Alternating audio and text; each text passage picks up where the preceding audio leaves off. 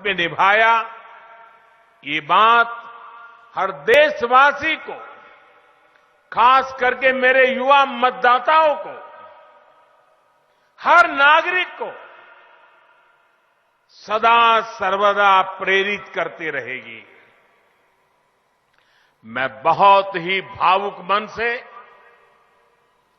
परमादरणीय श्याम शरण नेगी जी को सर झुका करके श्रद्धांजलि देता हूं। उनके परिजनों के प्रति अपनी संवेदनाएं व्यक्त करता हूं। साथियों, इस बार का हिमाचल चुनाव बहुत खास है। खास इसलिए क्योंकि इस बार 12 नवंबर को जो वोट पड़ेंगे, वो वोट सिर्फ आने वाले 5 वर्ष के लिए नहीं है। इस बार 12 नवंबर को पड़ने वाला एक एक वोट हिमाचल के अगले 25 साल की विकास यात्रा तय करेगा।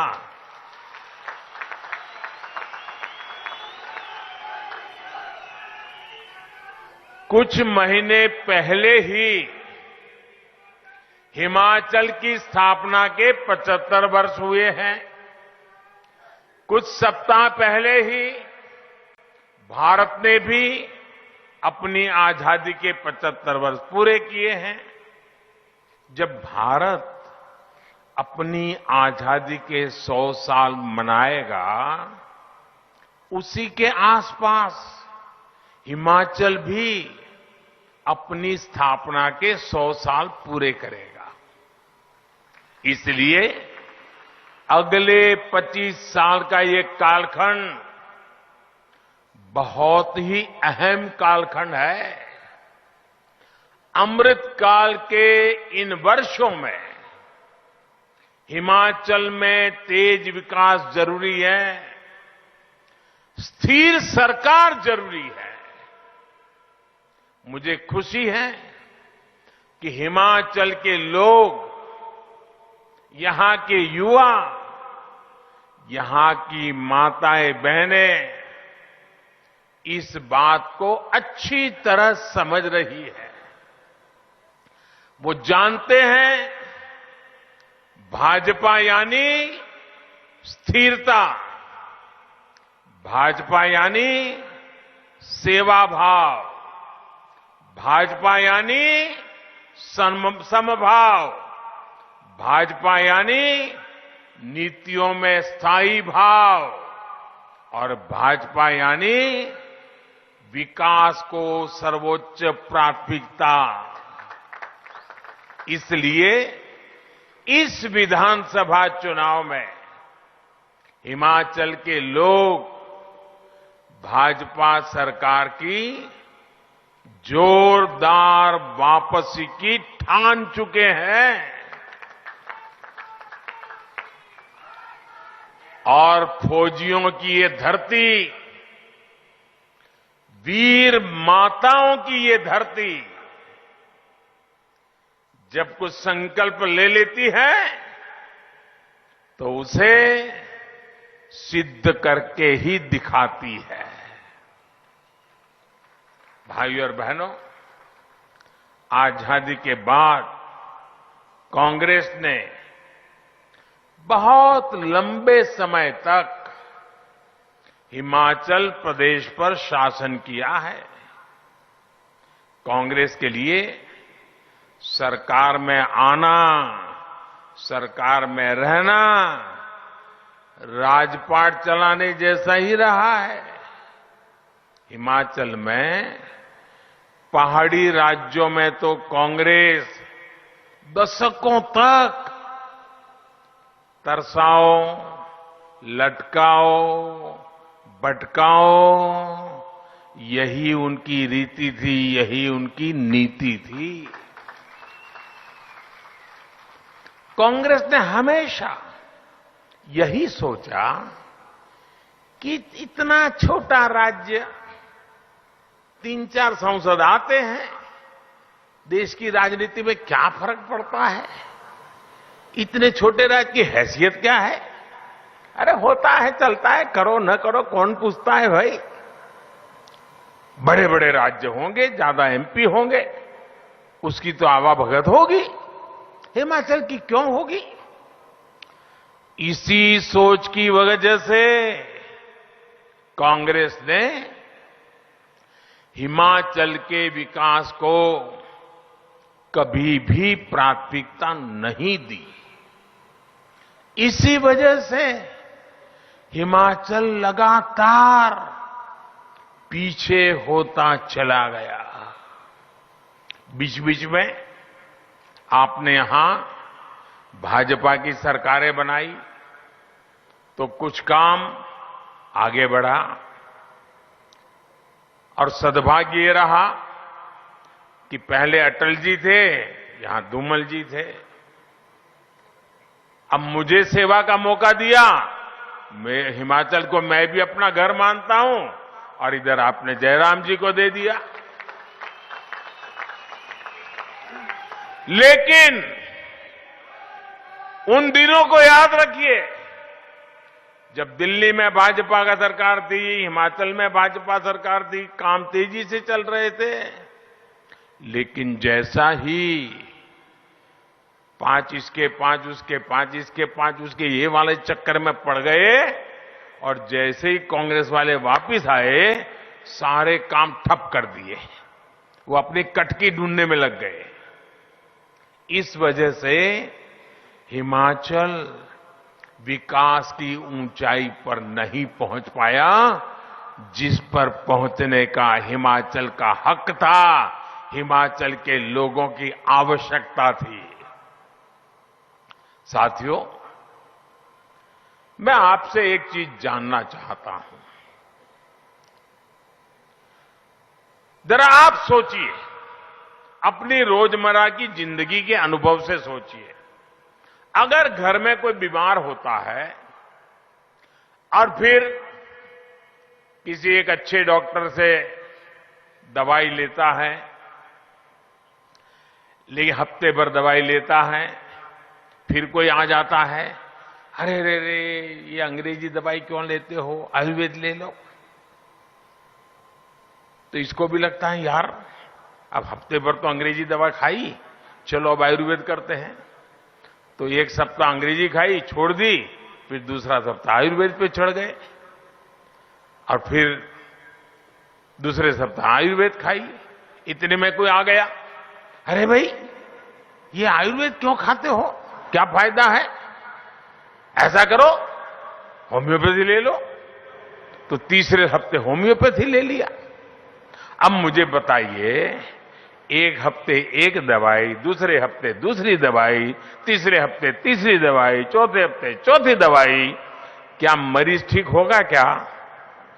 मुझे बताइए, बीमारी जाएगी क्या? जाएगी क्या? भाई बीमारी है तो एक दवाई को पकड़ के लंबे समय तक जरा एक बार देख लें, तब फायदा होता है कि नहीं होता है?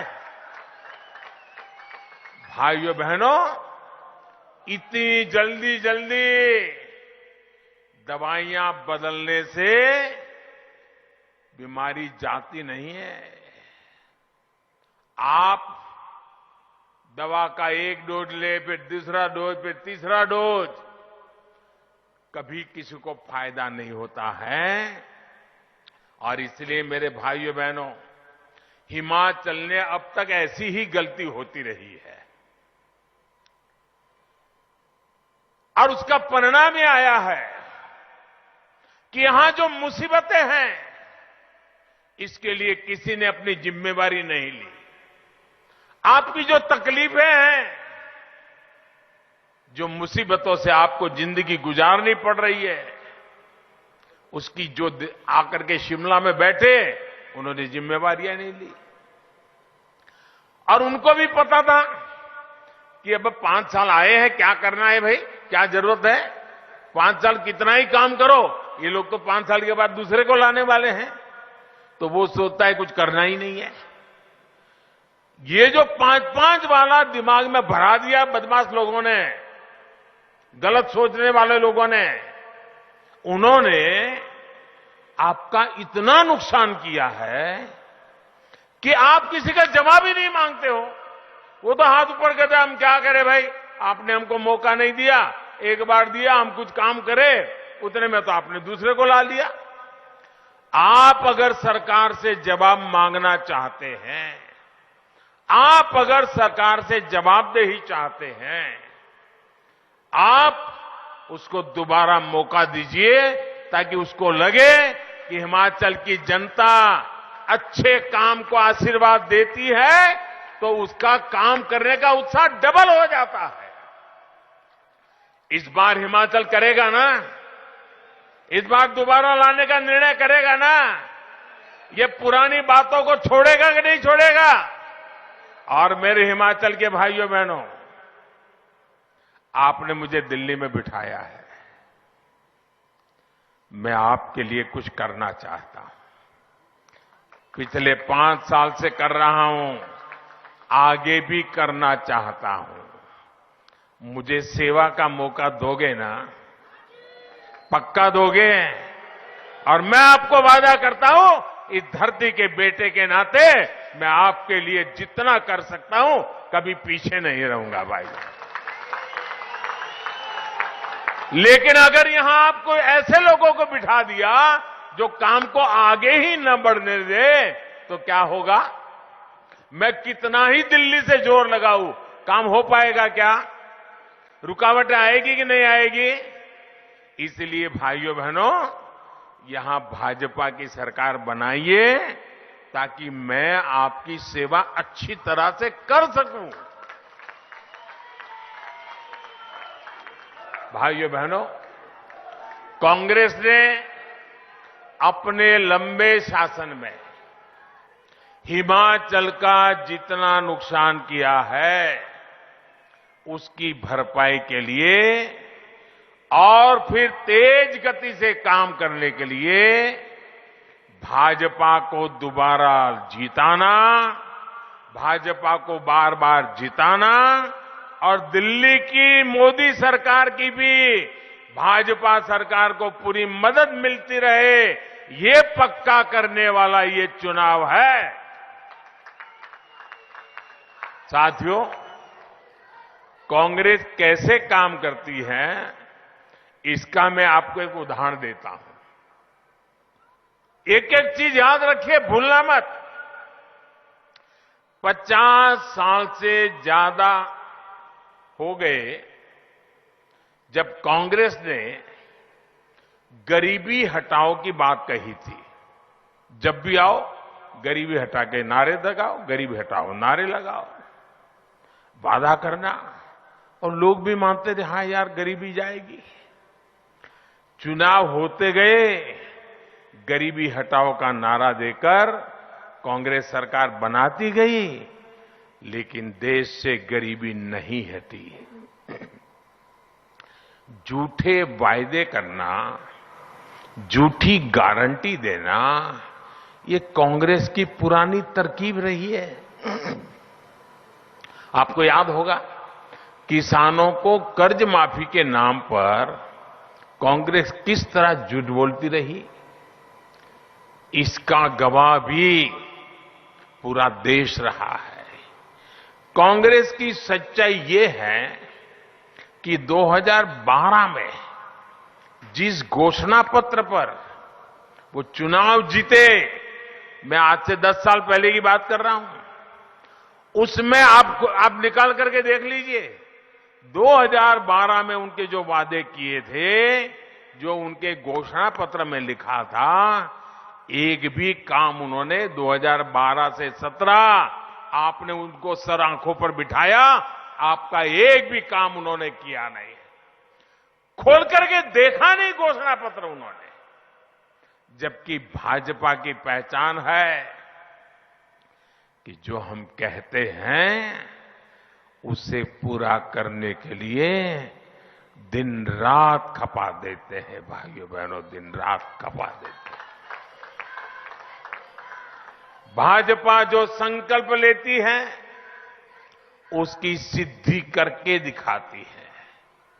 भाजपा ने जम्मू कश्मीर से आर्टिकल 370 हटाने का संकल्प लिया था ना? पूरा किया कि नहीं किया? पूरा किया कि नहीं किया?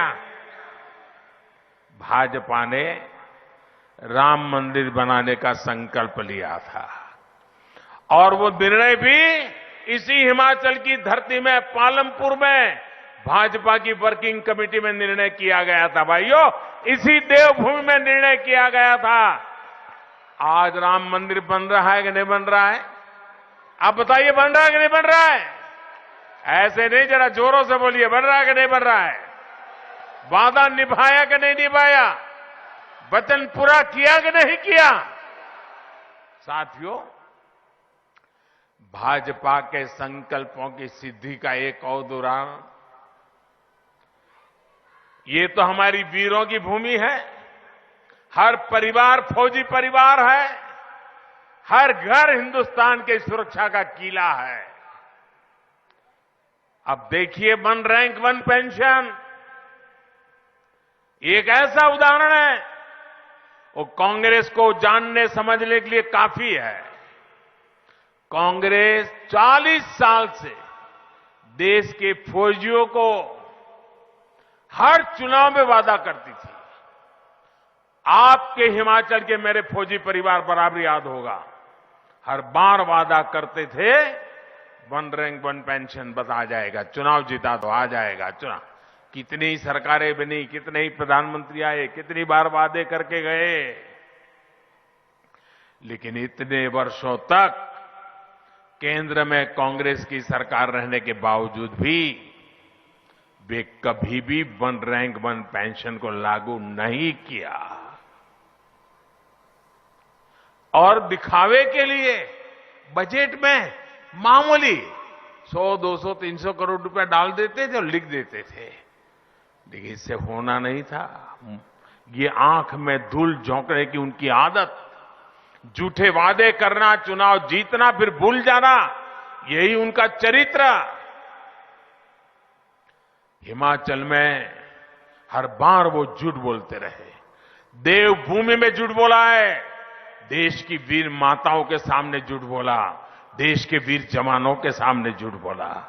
भाइयों बहनों, मैं हिमाचल में आया था 2014 में, चुनाव में आपके वोट मांगने के लिए आया था, और मैंने हिमाचल में आकर के मैं कहा था, मैं जानता हूं मामला बहुत बड़े धन का है, धन खर्च करना पड़ेगा, तिजोरी खाली करनी पड़ेगी, लेकिन ये वादा मैं पूरा करूंगा। भाइयों बहनों, वन रैंक वन पेंशन का वादा हमने पूरा किया कि नहीं किया? किया कि नहीं किया? वादा 40 साल तक उन्होंने किया था, नहीं पूरा किया। हमने वादा किया, 5 साल के भीतर पूरा कर दिया था। भाइयों, जुबान की कीमत होती है, और लोकतंत्र में भारतीय जनता पार्टी की जुबान जनता जनार्दन को समर्पित होती है, जनता जनार्दन के लिए संकल्पित होती है। भाइयों, वन रैंक वन पेंशन लागू होने की वजह से हमारे रिटायर्ड फौजी साथियों की जेब में, उनके परिवार के पास पहले जो पेंशन जाता था, उससे अतिरिक्त और 60,000 करोड़ रुपया मेरे इन फौजी परिवारों के जेब में गए। भाइयों, 60,000 करोड़ रुपया बहुत बड़ी अमाउंट होती है। आप ध्यान दीजिए साथियों, क्या कांग्रेस सरकार होती तो ये 60,000 करोड़ रुपया मेरे फौजी परिवारों के घर में आते क्या? फौजी परिवारों के विधवाओं के घर में जाते क्या? भाइयों बहनों, कांग्रेस की सरकार होती तो आज भी वन रैंक वन पेंशन के नाम पर आप लोगों को ठगती रहती। साथियों, उनके वादे कभी सही नहीं निकले। इस चुनाव में भी वादे करने में पीछे नहीं हटेंगे। उन पे भरोसा मत करना। कांग्रेस का एक और इतिहास रहा है जिसकी बहुत चर्चा नहीं हुई है। आज के युवा तो ये भी नहीं जानते होंगे कि आजादी के बाद देश का पहला घोटाला कांग्रेस ने रक्षा क्षेत्र में ही किया था। तब से लेकर जब तक कांग्रेस की सरकार रही, तब तक उसने रक्षा सौदों में जमकर दलाली खाई, हजारों करोड़ के घोटाले किए। इसके साथ ही कांग्रेस ने एक और बात सुनिश्चित की। कांग्रेस कभी नहीं चाहती थी कि देश रक्षा साजो सामान के मामले में आत्मनिर्भर बने। वो सेना के लिए हर खरीद में कमीशन चाहती थी, अपने नेताओं की तिजोरी भरना चाहती थी। इस वजह से हमेशा हथियार खरीदने में देरी की गई। इसका नुकसान किसे हुआ? इसका सबसे बड़ा नुकसान हुआ हिमाचल की उस वीर माताओं को जिसने अपना बेटा मातृभूमि की रक्षा के लिए बॉर्डर पर लड़ने के लिए भेजा था। इसका सबसे बड़ा नुकसान हमारे हिमाचल की बहन बेटियों को हुआ। उन बहनों ने जिसने अपना भाई दुश्मन से मोर्चा लेने के लिए सीमा पर भेजा था। इसका नुकसान हिमाचल की हजारों महिलाओं ने उठाया, हजारों बच्चों ने उठाया। हथियारों में दलाली खाकर कांग्रेस ने कितनी ही जिंदगियों के साथ खिलवाड़ किया है। मैं हिमाचल की किसी माता, बहन, बेटी के साथ ये अन्याय नहीं होने दूंगा। इसलिए आज भारत आत्मनिर्भर होने का अभियान चला रहा है, अपने हथियार खुद बनाने पर जोर दे रहा है। साथियों, कांग्रेस देश की रक्षा की ही नहीं बल्कि देश के विकास की भी हमेशा से विरोधी रही है। गुजरात में इतने साल मुख्यमंत्री रहते हुए मैंने इसे खुद महसूस किया है। जब 2014 में आपने मुझे सेवा का अवसर दिया तो मैं चाहता था कि हिमाचल में विकास की योजना तेजी से आगे बढ़े। मैं 2014 की बात कर रहा हूं। जब मैं दिल्ली में बैठा तो हिमाचल के साथ मेरा लगाव रहा था। हिमाचल ने मुझे बहुत प्यार दिया था, तो मुझे स्वाभाविक बैठते ही हिमाचल याद आना बहुत स्वाभाविक था। लेकिन भाइयों बहनों, उस समय यहां कांग्रेस की सरकार थी और मुझे आज भी याद है केंद्र सरकार की अनेकों योजनाओं को कैसे यहां की कांग्रेस सरकार ने लागू नहीं होने दिया, अड़ंगे डाले, रुकावटें डाली।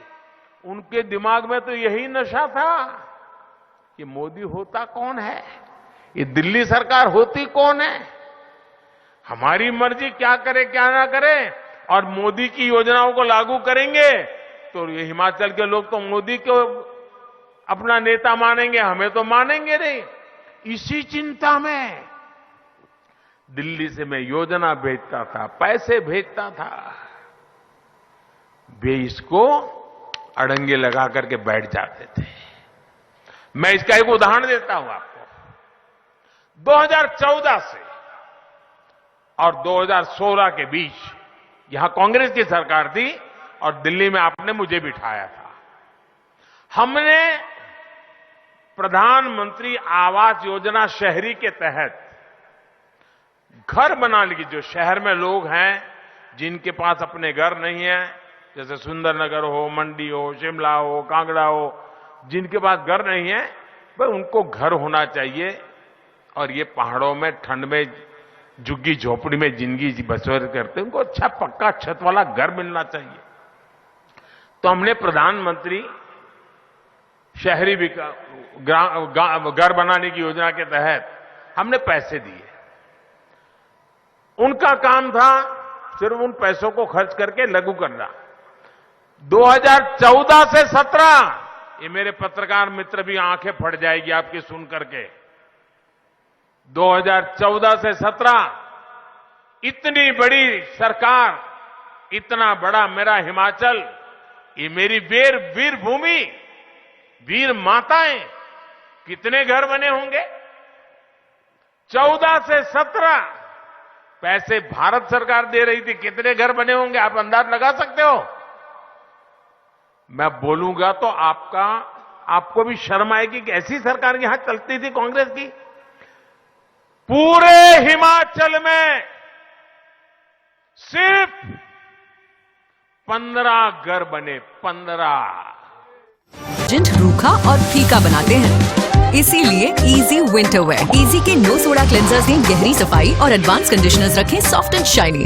इससे कहते हैं सर्दियों की तैयारी। इजी। अधिकांश लोगों की धारणा है कि आयुर्वेदिक इलाज स्लो और लंबा होता है और गंभीर रोगों को हैंडल नहीं कर सकता, लेकिन जीवा आयुर्वेद ने लोगों की सोच को बदल कर रख दिया है। जीवा आयुर्वेद ने 20 लाख से अधिक पेशेंट्स की पर्सनलाइज्ड चिकित्सा की है और 400 से अधिक स्टाफ आपकी सेवा में अवेलेबल है। यदि आपको लगता है कि आपकी बीमारी ठीक नहीं हो रही है तो एक बार जीवा आयुर्वेद में जरूर कॉल करिए। तो अभी तुरंत 88 26 40 40 40 पर कॉल करिए। जब छींटे फव्वारे मेरे दिल को छू जाए, It's awesome, I feel alive, I feel alive, and it feels awesome. जिंदा दिल ताजगी सिंथॉल लाइम और कूल के साथ Alive is awesome। एक बॉल 6 रन, क्या ऋषभ कर पाएंगे? ऋषभ भैया 1 मिनट। Okay cool. दादा दादी, अरे भाग भाग टिक टिक भागो, भाग भाग टिक टिक भागो, भाग भाग टिक टिक भागो। ऋषभ भैया और कैसे D2H कनेक्शन पहुंचे डायरेक्ट टू हार्ट, लाए इंडिया के हर परिवार को एक साथ। Channels, apps, HD, best plans. D2H direct to heart.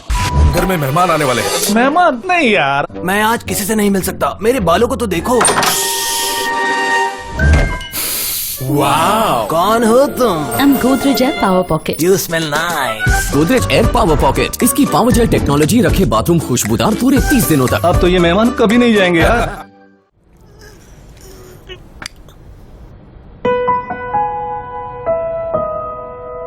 नींदों को तेरी नजर ना लगे, मच्छर भगाए बिना धुआं फैलाए ताकि नींदों को नजर ना लगे। Good night liquid. इतनी बड़ी महामारी, हिमाचल लोगों ने भी इसका मुकाबला किया है। भाजपा की सरकार में हिमाचल ने देश में सबसे पहले 100% टीकाकरण का लक्ष्य हासिल किया। आप कल्पना करिए, अगर महामारी के समय भी यहां कांग्रेस होती तो क्या होता। कांग्रेस का तो इतिहास है कि उसने गंभीर से गंभीर बीमारी के टीकों के लिए भी देश के लोगों को बरसों बरसों तक इंतजार करवाया था। और हिमाचल में टीका लगवाने का मतलब सिर्फ एक नागरिक की जान से जुड़ा हुआ नहीं है। जब हिमाचल में सबको टीका लग गया तो बाहर से आने वाले टूरिस्टों को भरोसा हो गया कि हिमाचल सेफ है।